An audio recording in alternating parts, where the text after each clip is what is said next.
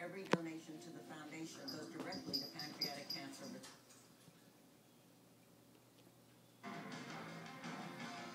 Now, only on Cablevision.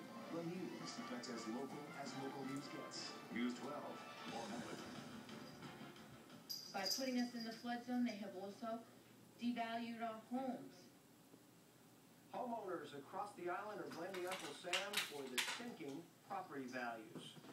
Welcome back to News 12 Long Island. I'm Ron Corning. And I'm Tony Applegate. Long Islanders say the feds should go back to the drawing board when it comes to determining who has to buy flood insurance. News 12 Long Island's Jill Conway visited the so-called flood zone where residents say the government has hung them out to dry. How long have you been here? Since 1960. In 1960, you've never flooded once, right? No, absolutely. I can assure you. So you can understand why Robert Rendell was so confused and upset when FEMA placed his Valley Stream home in the flood zone last year, forcing him and other residents like Carol Krupe House never floods. to worry about their home losing value and to pay for skyrocketing flood insurance they feel they don't need. My premium went from $388 to over $1,900. Money she says she can't afford.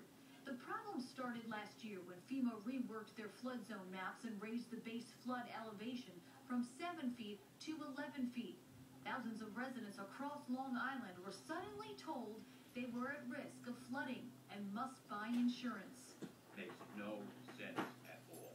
Senator Charles Schumer at the Village Hall in Valley Stream today, demanding that FEMA go back to the drawing board. He's calling for a moratorium to stop the implementation of the new flood maps on Long Island and suspend the mandatory insurance.